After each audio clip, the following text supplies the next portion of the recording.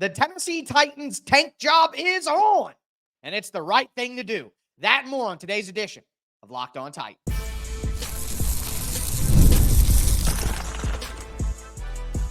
You are Locked On Titans, your daily Tennessee Titans podcast, part of the Locked On Podcast Network, your team every day. Welcome to the Locked On Titans podcast. I am your host, Tyler Rowland. Titans fans, today's edition of the Locked On Titans podcast is brought to you by Prize Picks. Go to prizepicks.com/LockedOnNFL. Use the code LockedOnNFL to win $50 instantly when you play $5. On today's show, we're going to talk about the Tennessee Titans tank rolling down the road, and it's the right thing to do. I'm also going to tell you why Ran Carthon has done a good job, but there are some people who maybe still need to be traded, and we will talk about the game that the Titans have to play this weekend against the Detroit Lions. Before I do want to thank you for making the Locked On Titans podcast your first listen each and every day. Remember, Monday through Friday, Tennessee Titans content all year round, always for free. I do bonus episodes when there's big news. I put out short content for you guys. I got film content over on the Tic Tac Titans film channel. You're not going to find better Tennessee Titans content than you will here with me on Locked On Titans. So make sure that you get subscribed, stay subscribed, thumbs up on the video, tighten up down in the chat. Shout out to my everydayers out there tuning in Monday through Friday. If you aren't an everydayer, you need to be one. But with that being said, the Tennessee Titans tank is officially here, folks.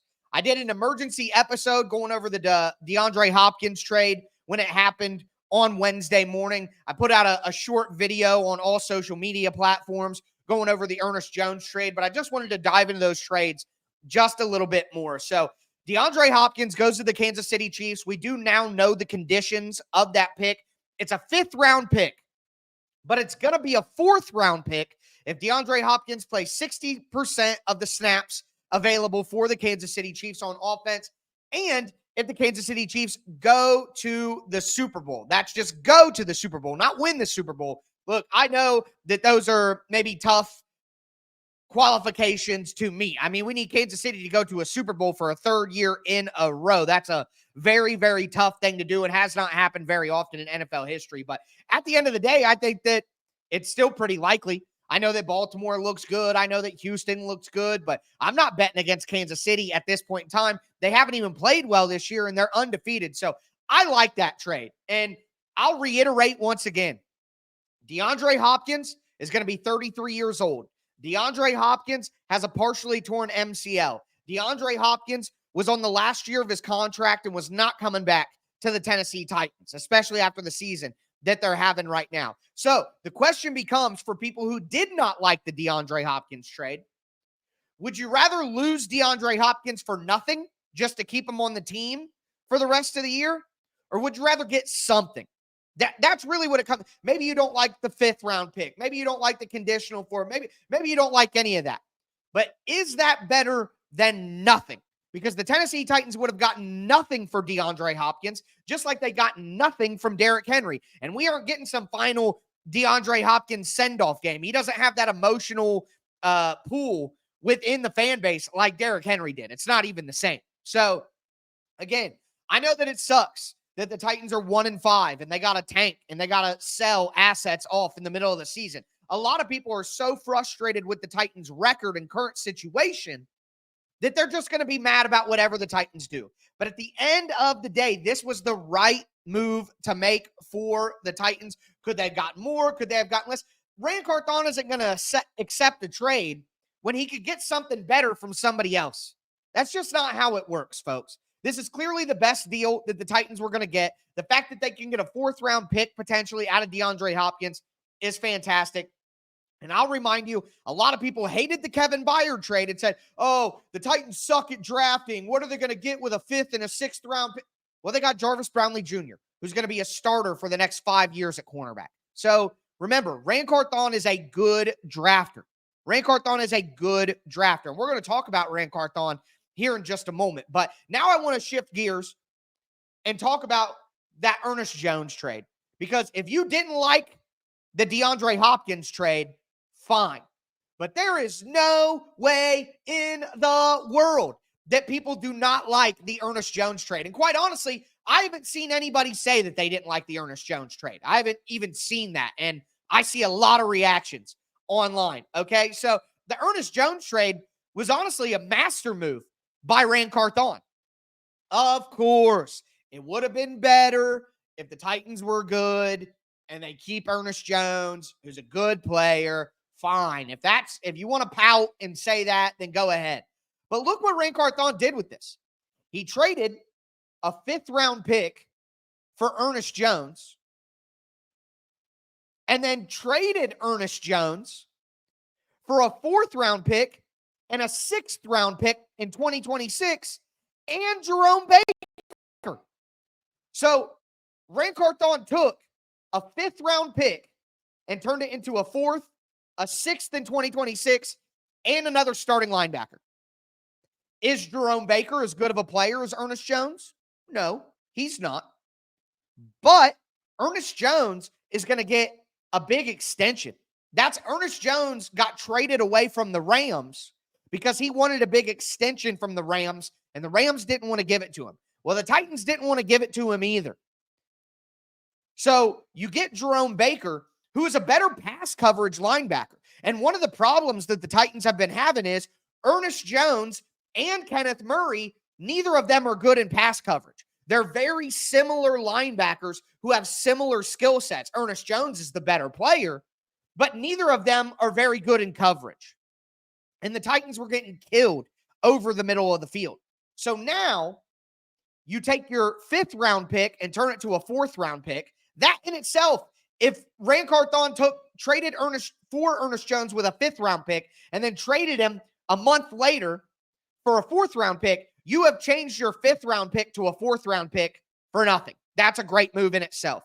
But to get an additional 6th-round pick in 2026 and then get Jerome Baker, who is a low-level starting linebacker. I think Jerome Baker is better than Kenneth Murray, in my opinion.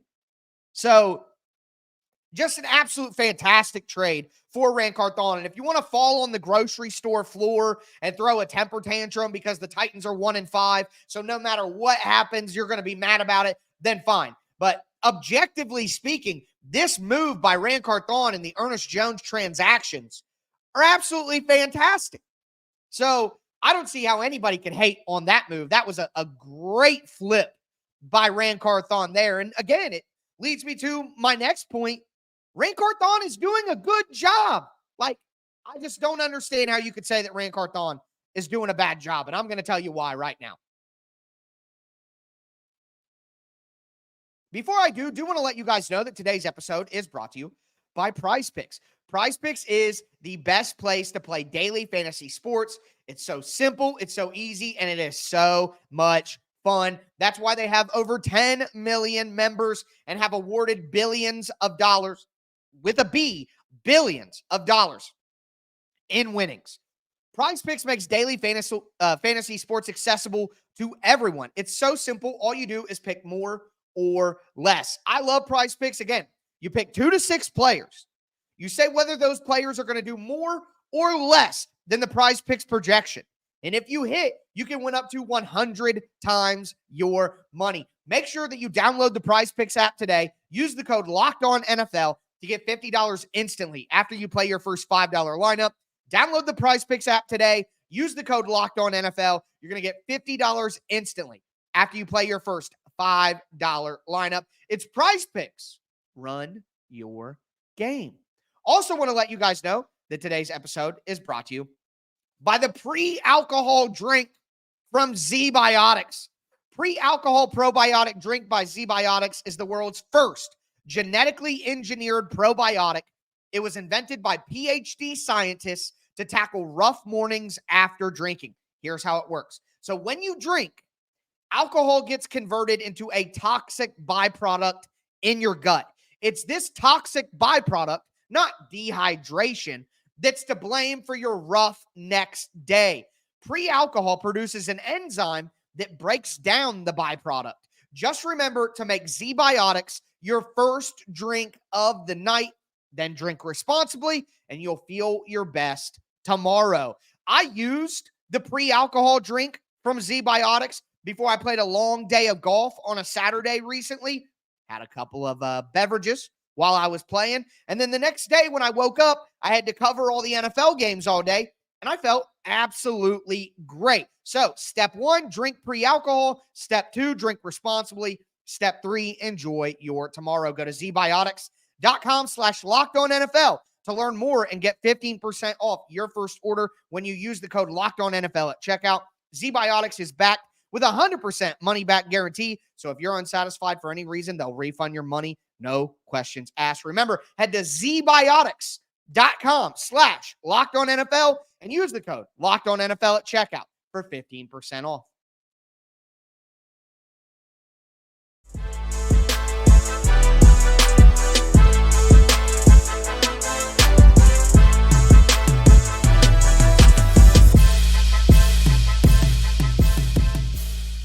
Titans fans, let's continue today's edition of the Locked On Titans podcast. We just talked about the trades that the Tennessee Titans made on Wednesday. Now I want to look ahead, basically, to who could be traded next, but also at the same time, I want to defend Ran Carthon.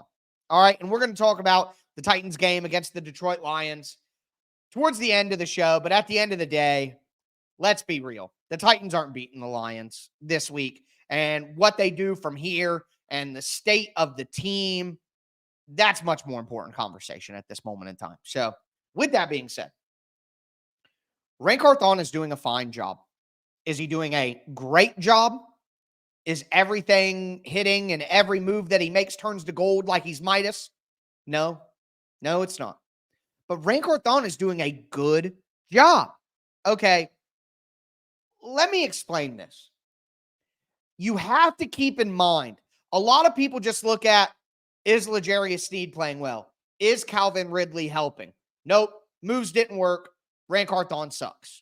Just that cut and dry, that simple, no nuance, nothing. Just, oh, did the move work? No. What I am going to challenge you to do right now is, if that's how you feel, fine. But what I'm going to challenge you to do right now is think of the alternative. So we said all of 2023 that the Titans are going to have a bunch of cap space, and the best thing that they can do is go out and spend a bunch of that cap space. Why? Why did we all want the Titans to go out and use all that cap space? Because it's funny that a lot of the people who were applauding Ran Carthon for going out and getting L'Jarius Sneed and Calvin Ridley are now people who are hating on Ran Carthon for making those moves. You didn't hate those moves when he made them. So hindsight is 2020, isn't it? Hilarious how everyone was excited about trading for L'Jarius Sneed. Everyone was excited about signing Calvin Ridley. But now that the Titans aren't good, they were bad moves and Ran Carthon's a buffoon, right? That's the way that this works, right? Well, here's the thing. The Titans didn't have anybody to spend on. So would you rather have set that $100 million in cap space on fire? Or would you rather try? The Titans are not going to be hurt by L'Jarius Sneed and Calvin Ridley not playing their best right now. What would the Titans be? What would the Titans' record be right now if they just didn't use any of their cap space at all?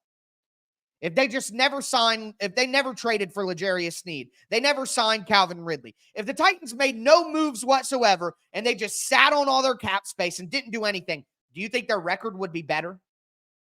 Because what you're actually mad about right now is that the Titans aren't good. But would the Titans be better if they didn't make any of those moves? No.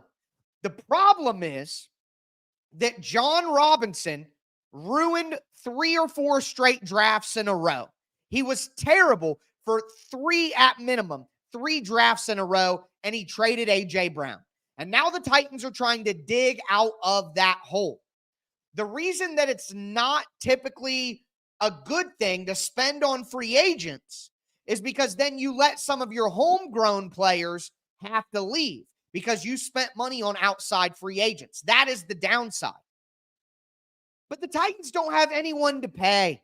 The Titans aren't going to have to pay anybody other than Roger McCreary.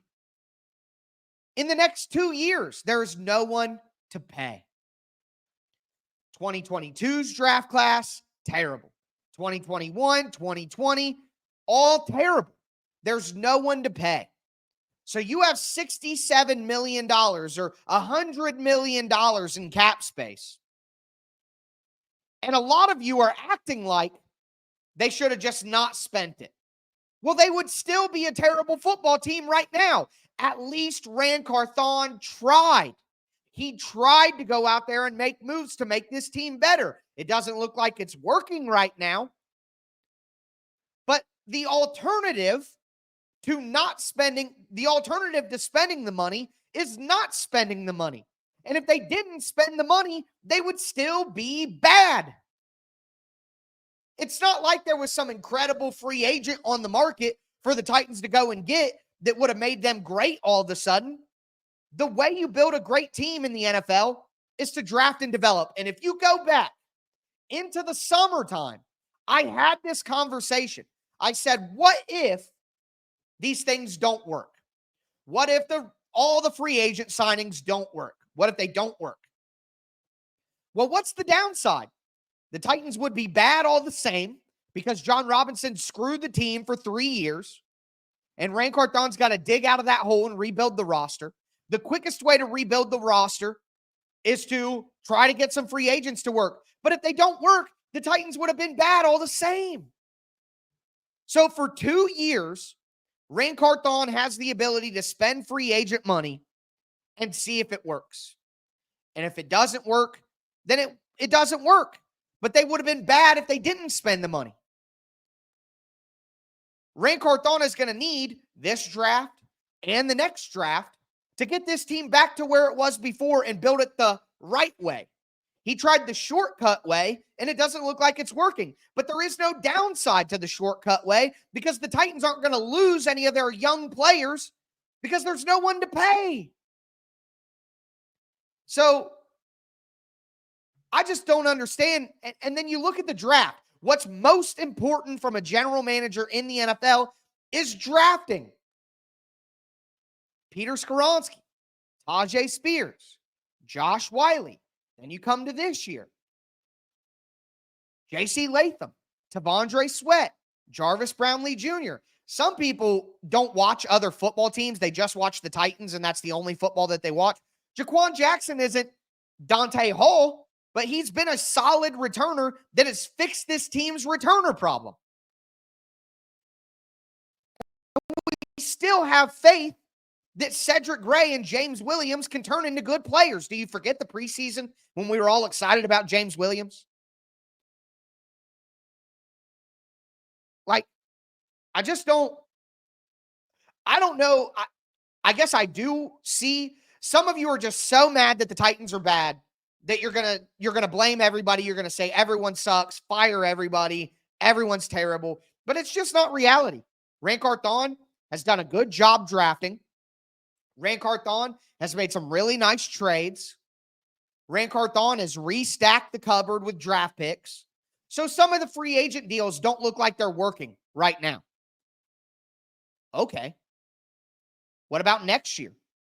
What if the Titans are better next year and L'Jarius Sneed comes back this year and plays better and Calvin Ridley gets a better quarterback and plays better?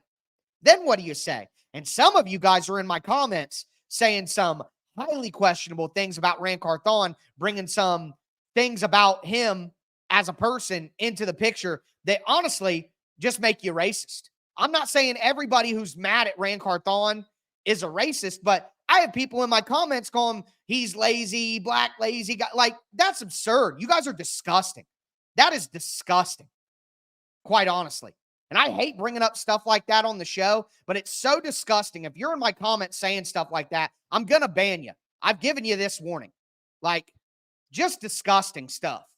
So there's a lot of people out there taking aim at Ran Carthon for reasons that have nothing to do with what he's done on his job. Ran Carthon has done a fine job. Has he done great? No, but he has done a fine job. And even if you don't like him, to bring up skin color makes you a disgusting person. And that's all there is at the end of the day. So I'm sick of seeing that stuff. Be better. Do better. It's gross. But anyways, sorry, I get real mad about that kind of stuff. Sorry about that. But anyways, actually, I'm not sorry about it. Stuff is just gross. Anyways, we're going to talk about who should be traded next, and I'm going to talk about this Detroit Lions game as well.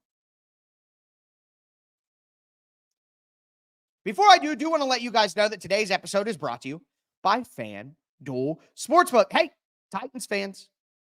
Yes, I'm talking to you, Titans fans. You can start the second quarter of the NFL season with a big return on FanDuel, America's #1 sportsbook. When you get a hunch in the middle of a game, you can go on FanDuel.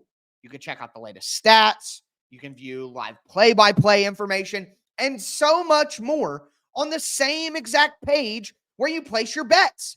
FanDuel is an all-encompassing hub of football information. And right now, you'll get started with $200 in bonus bets guaranteed when you place your first $5 bet. That's $200 in bonus bets guaranteed when you place your first $5 bet. Make sure you go to America's #1 sportsbook. It's FanDuel.com.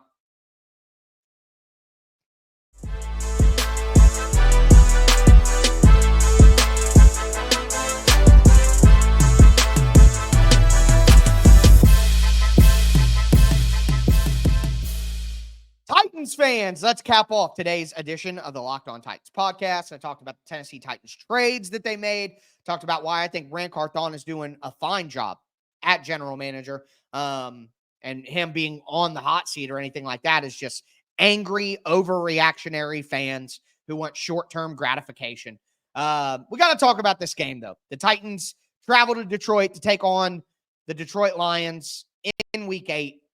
This game's probably going to be ugly, folks. That's just a reality. I know there was a little snafu with the audio on yesterday's show for my podcast people. Sorry about that. I put out a correction episode. Hope that you got to see that and listen to that one. But if you want a full 30-minute preview of this game, check out the Crossover Thursday with Matt Derry. But the keys to victory for the Titans are simple. They have to stop the run, because the Lions are just too devastating if you let them run the football. They have to win the turnover battle significantly. You need the Lions to beat themselves. The Lions got to shoot themselves in the foot. Talking, missed field goals, a fumbled punt, interceptions. The Lions just have to self-implode in this one. And then the Titans just, on that note, need some magic. They need the Lions to miss a tackle and somebody break off a big play. They need Tony Pollard to break off a big run. They need some trick plays where they catch the Lions sleeping. They need a fake punt or a fake field goal or, a kickoff return or a punt return. Like, they just need some magical stuff to happen. So my 3 keys to victory for the Titans: stop the run, dominate the turnover battle, and you need some Motown magic. For my players to watch in this game, Mason Rudolph, he's got to be much better than he was. And a lot of you guys made excuses for Mason Rudolph. Well, he found out he was starting on Saturday, and if he had a full week of practice, well, we'll see. We'll see. So Mason Rudolph, Tony Pollard has to be awesome in this game. The Titans got to run the snot out of the ball.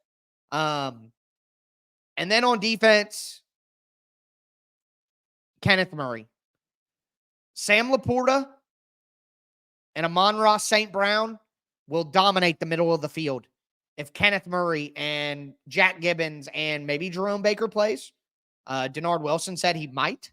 But the Titans' middle of the field linebackers and pass coverage, they have to find a way to win, or the Lions are just going to carve them up. Outside of that, my prediction for this game, I am predicting 41-7 Lions. This is going to be a smoke show, man. Just an absolute smoke show. On FanDuel right now, the Titans are, I think last I saw, they're -9.5. I think it was. The over-under, I'm not going to touch the over-under in this game because who knows how many points the Lions score. I mean, the Lions could score 50 in this game, quite honestly. It's like not out of the realm of possibility. So the over-under is 44.5, not touching that. And the Lions have ballooned up to minus 11.5. I'd take the Lions minus 11.5. I would not touch the over-under, though, if I were you. My fantasy player of the week for the Titans, I'll go with Tony Pollard. I don't know what other option you really have. You can't trust Calvin Ridley at this stage. The tight ends, they use all three of them too much. Tajay Spears probably will be back from his injury, but I'm sure they won't want to overwork him. I'm not playing Mason Rudolph in fantasy in any capacity. My fantasy player of the game is Amon-Ra St. Brown. He is going to carve up the linebackers for the Titans. Sam Laporta, too. Like, smash those guys. I would do Jared Goff, Jahmyr Gibbs, Sam Laporta, and Amon-Ra St. Brown if you can afford them all in daily fantasy. I mean, they are going to absolutely wipe the Titans dry. And then, yeah, so that's gambling. That's fantasy. That's my prediction. The Titans are in trouble, but we knew that, and they're trading away as many players as they can because of it. And speaking of that, that's where I'll finish. I continue to say Nick Folk for a 7th-round pick. Make it a conditional 7th where the Titans get a 6th-rounder if Nick Folk, wins a playoff game, on whatever team he's on. I would say Dylan Radins is an option I think the Titans should re-sign Dylan Radins back after the year. But if the Titans don't want to sign Dylan Radins back after the year, then trade him. You probably get a 5th-round pick out of Dylan Radins right now for a team that needs offensive line help. Probably 6th-round pick, if I'm honest, though. Quandre Diggs could be an option as well. Some of you guys say Big Jeff and Snead and Ridley. You have a fundamental misunderstanding of how the salary cap works. Those guys have guaranteed money left on their contracts. They're not going to get traded anytime soon. They're not getting traded this year. It's not happening. They're probably not getting traded next year either. So you can give up on that if that's what you're going to get in the comments or if that's what you're thinking to yourself. Snead, Ridley, and Jeff are not being traded this season. It's not happening. If you want to have these conversation about Big Jeff after the year, then sure, you can have that conversation. I'm going to disagree with you, but at least would be financially logical at that point in time. Right now, it doesn't make any sense, and no team is going to be able to take that on. So with that being said, though, that is going to do it for me today, folks. As always, I am your host, Tyler Rowland, and this was Locked On Titans.